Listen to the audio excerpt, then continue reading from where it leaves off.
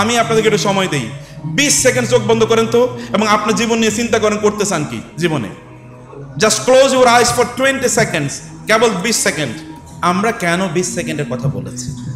সত্যিকার অর্থে আমাদের জীবনে 20 সেকেন্ড এক্সক্লুসিভলি মি টাইম, নিজকে নিয়ে চিন্তা করা, নিজের ভবিষ্যৎ গন্তব্য কি তা নিয়ে চিন্তা করার ফুরসত আমাদেরকে আধুনিক বিশ্ব দেয় না। এত ডিস্ট্রাকশন, প্রতি মুহূর্তে আপনি বিভিন্ন নোটিফিকেশনের মধ্যে থাকেন, এই নোটিফিকেশন, ওই নোটিফিকেশন, এইটা থেকে ওইটা, ওইটা থেকে ওইটা।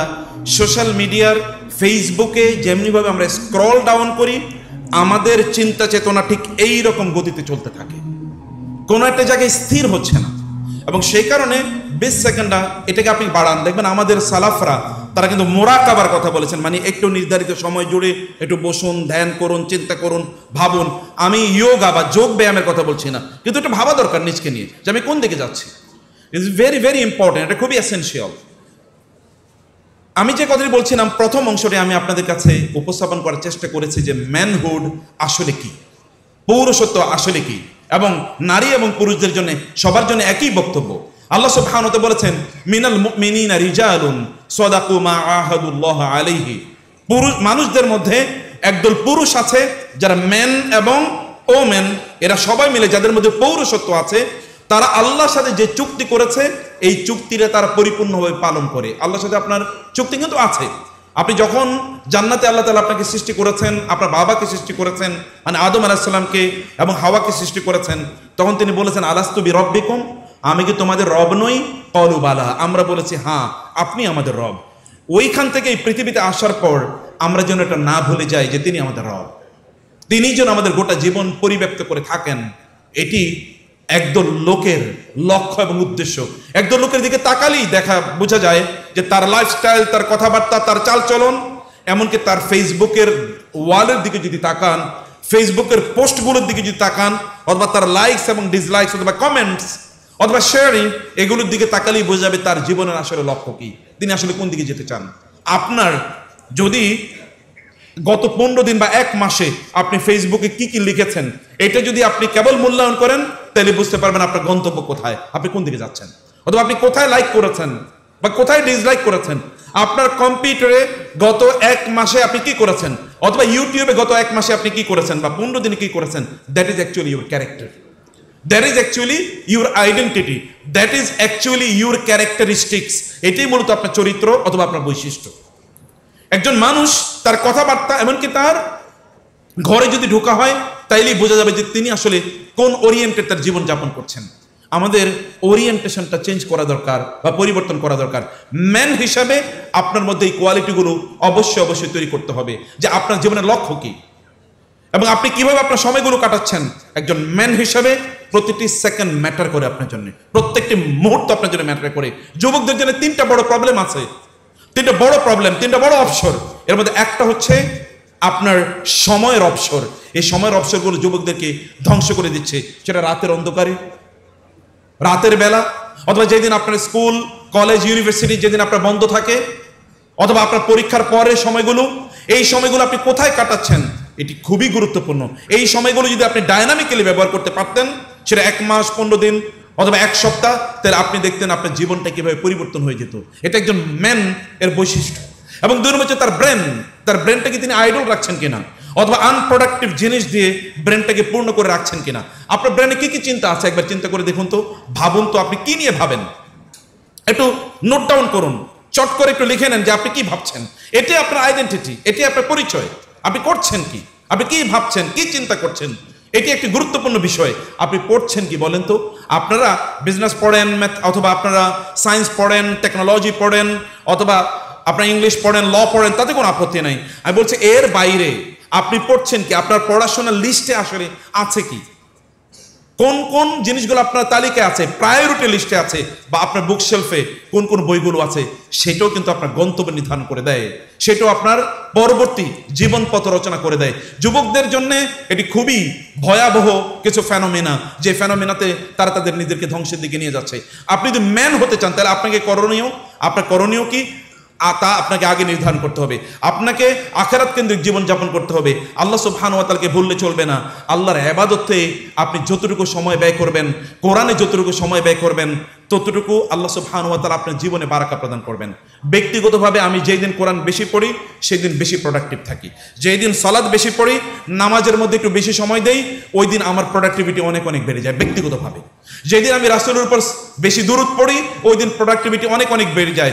যেদিন সকালবেলার জিকিরগুলো করি, সন্ধ্যার জিকিরগুলো করি, যেগুলো আজকারুস সাবাহ অথবা আজকারুল মাসা বলা হয়, সকালের তাসবিহগুলো, সন্ধ্যার তাসবিহগুলো, ওই দিন অনেক বেশি প্রোডাক্টিভ থাকি। ওই দিন শরীরে কোনো ম্যাজ ভাব থাকে না, ডুলু ডুলু ভাব থাকে না, ঘুম আসে না। ওই দিন খুবই ভালোভাবে সময়গুলো কাটে এবং প্রত্যেকটা কাজ on time and perfectly, humanly perfectly এই কাজগুলো করা সম্ভব হয়। এগুলো আপনি করেন, এটা একজন ম্যান এর পরিচয়। ম্যান কেবলমাত্র ওয়েস্টার্নদের মতো জীবনযাপন করা অথবা উইমেনাইজড অথবা ফেমিনাইজড ম্যান। এখন তো একজন পুরুষ সে যত মেলি টাইপের হতে পারে ততই সে পুরুষ, তাই না? একটু মেয়ের মতো করে ইনিয়ে বিনিয়ে কথা বলে, একটু চুলগুলো একটু মেয়ের মতো করে লম্বা রাখবে, আবার ঠোঁটে একটু লিপস্টিক লাগাবে, অথবা হাতে কি লাগাবে, হাতে সে ব্রেসলেট ব্যবহার করবে। ছোটবেলায় শুনতাম বলতো, এই তুই কি ছেলে নাকি, তুই যদি ছেলে না হোস তাহলে শাড়ি চুড়ি পরে তারপরে ঘরে থাক। তো চুড়ি পরা তো নারীদের কাজ, এটা তো পুরুষদের কাজ না। আপনি পুরুষ হয়ে কিভাবে হাতে ব্রেসলেট পরে, এটা তো পুরুষের কাজ না।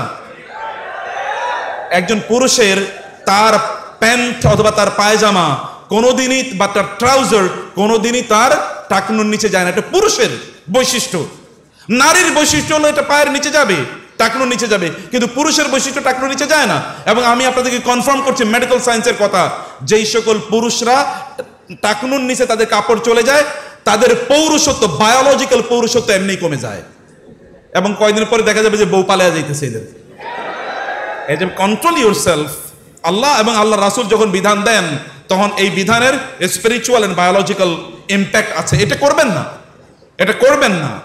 এটা আপনার ব্যক্তিত্বের পরিচায়ক, এটা আপনি কেমন ব্যক্তি এটা তার পরিচায়ক। এখন প্রশ্ন হলো যে সেকেন্ড ইস্যুটি আমি কেবল অল্প কয়েকটা পয়েন্ট একটু বলে তারপরে অন্য প্রশ্ন উত্তর আপনাদের আছে নিশ্চয়ই, সেখানে যাব। একজন পুরুষ তৈরির ক্ষেত্রে নারীদের ভূমিকা কি, অথবা আইডিয়াল পুরুষ তৈরি করার জন্য নারীদের ভূমিকা কি? নারীদের ভূমিকা কি তার একটা উদাহরণ দেই। একটা এয়ারপোর্টে আপনি বসে আছেন, এই এয়ারপোর্ট অথবা একটা আপনি ইয়েতে বসে আছেন স্টেডিয়ামে, ওইখানে 1 লক্ষ পুরুষ আছে, কিন্তু একজন নারী সামনে দিয়ে যাচ্ছে। ওই নারী আপনার দৃষ্টিতে খুবই সুন্দরী না হোক, কিন্তু একজন নারী যাচ্ছে, 1 লক্ষ পুরুষের মধ্যে 1 লক্ষ পুরুষ ওই নারীর দিকে তাকাবে। আর যদি কোনো একটা জায়গায় 1 লক্ষ নারী বসে থাকে আর ওই জায়গা দিয়ে একজন পুরুষ যায়, সর্বোচ্চ অথবা কয়েকশো নারী অথবা কয়েক হাজার নারী ওই পুরুষের দিকে তাকাবে, সবাই ওই দিকে তাকাবেই না, সবাই ওই দিকে তাকাবেই না, কারণ এইভাবে তাকে তৈরি করা হয় নাই। একজন নারীর প্রতি একজন পুরুষের আসক্তি অনেক অনেক বেশি। অতএব নারীরা সদা সর্বদা পুরুষদেরকে ইম্প্যাক্ট করে। নারীর 4টা পরিচয় আছে। নারী মা হিসাবে, অথবা তিনি স্ত্রী হিসাবে, অথবা তিনি বোন হিসাবে, অথবা তিনি কি কন্যা হিসাবে। আপনি কোরআনের দিকে তাকালে দেখবেন পৃথিবীর শ্রেষ্ঠতম সকল পুরুষরা, they are the making of their mothers. পৃথিবীর সকল শ্রেষ্ঠ পুরুষরা তাদের মায়েদের অর্জন, তাদের মায়েরা তাদেরকে এভাবে নির্মাণ করেছে। আপনি যদি মুসা আলাইহিস সালামের দিকে তাকান, ফেরাউন স্বপ্নে দেখলো আকাশ থেকে একটি উল্কাপিণ্ড এসে তার রাজ সিংহাসনকে পুড়িয়ে দিচ্ছে। ফেরাউন নির্দেশ দিল সকল ছেলে সন্তানকে হত্যা করা হবে। ইন্টারেস্টিংলি কেবল একজনকে বাঁচিয়ে রেখেছিল, তিনি কে? মুসা আলাইহিস সালাম। এবং তার হাতেই তার সিংহাসন অথবা তার রাজত্ব পুরো ধ্বংস হয়ে যায়, তার এম্পায়ার পুরো ধ্বংস হয়ে যায়, সাম্রাজ্য। যখন মুসা আলাইহিস সালাম জন্ম নিলেন, মুসা আলাইহিস সালামের মাকে আল্লাহ তাআলা বললেন, ওয়ালাকাদ আওহাইনা ইলা উম্মি মুসা আন আরদিহি, আমি মুসার মায়ের কাছে এই সংবাদ পাঠালাম, তোমার সন্তানকে তুমি জন্ম দেওয়ার পর একটা বক্সের মধ্যে তাকে ঢুকিয়ে তারপরে সমুদ্রে তাকে ভাসিয়ে দাও। খেয়াল করে দেখুন, মাত্র সন্তান ভূমিষ্ঠ হয়েছে, বক্সের মধ্যে তাকে ঢুকানো হবে, সমুদ্রে ছেড়ে দেওয়া হবে। এই বাচ্চা দুধ খাবে কোত্থেকে? তাকে যদি এখানে ফিডার দেওয়া হয় তাহলে ফিডার দিয়ে সে দুধ খেতে পারবে না, কারণ সদ্য ভূমিষ্ঠ বাচ্চা সন্তান। আবার সমুদ্রে এখানে তো অনেক উত্তাল তরঙ্গ থাকতে পারে, ঢেউ আসতে পারে, ঢেউর মধ্যে ডুবে যেতে পারে, অথবা সেখানে হাঙ্গর বা কুমির ইত্যাদি থাকবে। এই হাঙ্গর বা কুমির এই সন্তানকে খেয়ে ফেলতে পারে, অথবা কোন দিকে চলে যাবে তার তো কোনো ঠিক নাই। কিন্তু আল্লাহ তাআলা বলেছেন তোমার সন্তানকে বক্সের মধ্যে রেখে তারপরে সমুদ্রে তাকে ছুড়ে দাও।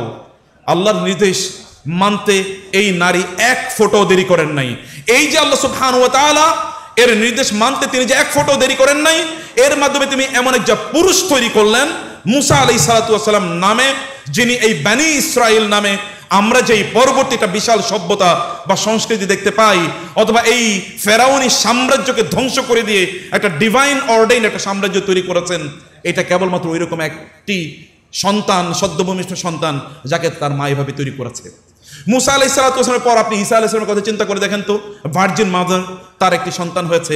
এই সন্তানকে তিনি কোলে করে তিনি নিয়ে আসলেন তার সম্প্রদায়ের কাছে। লোকেরা বললেন, ইয়া মারিয়ামা আন্না লাকি হাযা, মারিয়াম কোত্থেকে তুমি সন্তান পেলে? এটা তোমার হওয়ার কথা নয়। এবং তিনি তারপরে এই সন্তানকে কিভাবে লালন পালন করলেন। আজকে এই পৃথিবীর যদি আমরা বলি, যদিও খ্রিস্টান ধর্ম তারা পরিবর্তিত হয়ে গিয়েছে, তাদের দিকে যদি আমরা তাকাই, তাইলে এই ঈসা আলাইহিস সালাতু ওয়াস সালামকে তার মা একজন মানুষ হিসেবে তৈরি করার জন্য তিনি কি করেছেন। আমরা যদি রাসূলুল্লাহ সাল্লাল্লাহু আলাইহি ওয়াসাল্লামের দিকে তাকাই, তাহলে দেখব যে তার মা এখানে কয়েকজন মা হিসেবে কাজ করেছেন। তার আপন মা অথবা তার দুধ মা, এবং তার পরবর্তীতে তার অনেকে, যেমন উম্মে আইমান নামে তার কৃতদাসী বা তার বাবার কৃতদাসী, তাকে নির্মাণের জন্য কি কাজ করেছেন। পৃথিবী জুড়ে এরকম অসংখ্য মায়ের গল্প আছে, মায়েরা তাদের সন্তানকে কিভাবে তৈরি করেছে। রাসূলুল্লাহ সাল্লাল্লাহু আলাইহি ওয়াসাল্লামের আপন ফুফাতো ভাই, তার নাম ছিল জুবায়ের রাদিয়াল্লাহু তাআলা আনহুকে তার মা, তার নাম ছিল সফিয়া, মরুভূমিতে তাকে ফেলে নিয়ে আসতেন, এবং এই উত্তপ্ত মরুভূমি থেকে সন্তান ফিরে আসে কিনা তিনি অপেক্ষা করতেন। লোকেরা বলতেন, তুমি তোমার সন্তানের প্রতি এরকম নির্দয় হচ্ছে কেন?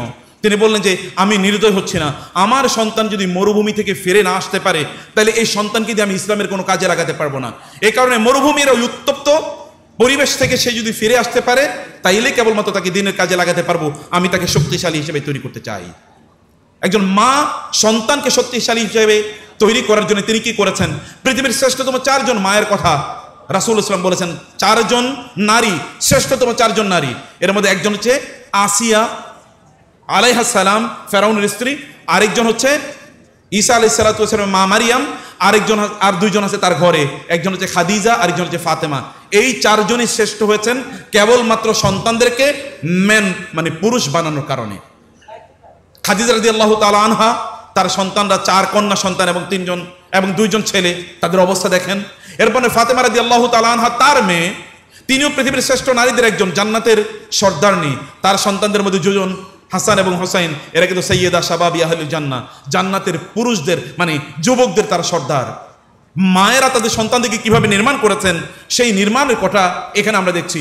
এমনকি স্ত্রী হিসাবে তাদের স্বামীদেরকে তার সত্যিকার অর্থে পুরুষ কিভাবে বানায়, তার গল্প আপনারা জানেন। উম্মে হাকিম, ইকরামা ইবনে আবি জাহলের তার স্ত্রী, যখন রাসূল ইসলাম মক্কা তিনি বিজয় করলেন, সেই সময় তিনি অনেকের ব্যাপারে হুলিয়া জারি করলেন, এদেরকে যেখানেই পাওয়া যাক না কেন সেখানে তাদেরকে ধরা হবে এবং তাদেরকে এক্সিকিউশন করা হবে।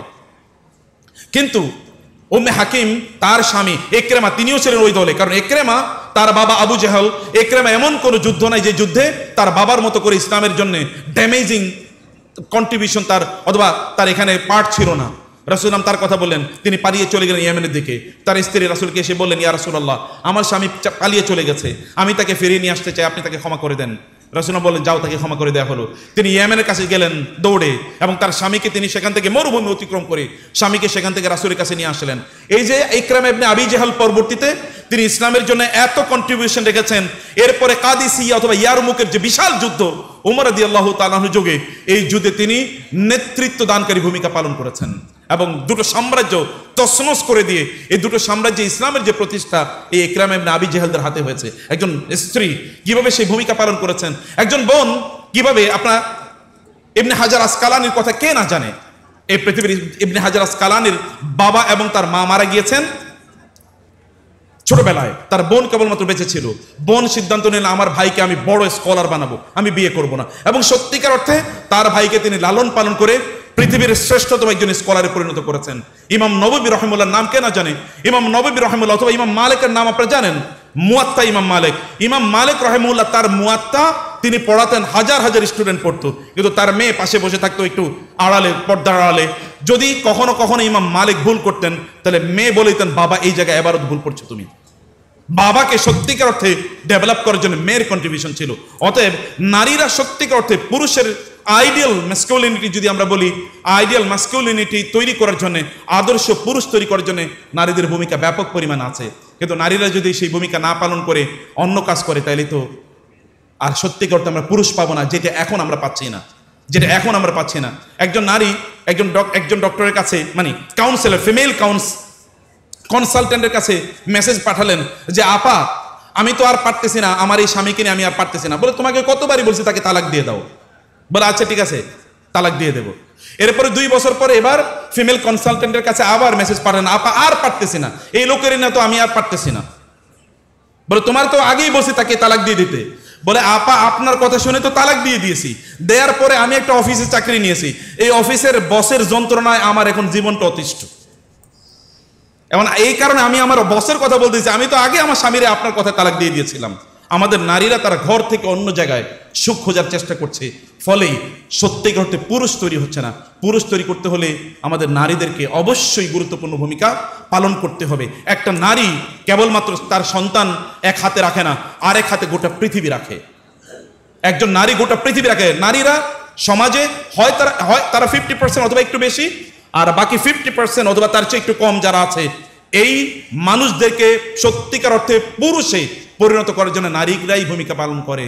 তারা যদি ভূমিকা না পালন করে তাহলে ইউরোপ জুড়ে আমরা যেমন মানুষের সংকট দেখছি, এরকম সত্যিকার অর্থে মানুষের সংকট আমরা দেখতে পাবো। আল্লাহ সুবহানাহু ওয়া তাআলা সত্যিকার অর্থে আমাদেরকে পুরুষ হওয়ার তৌফিক দান করুন।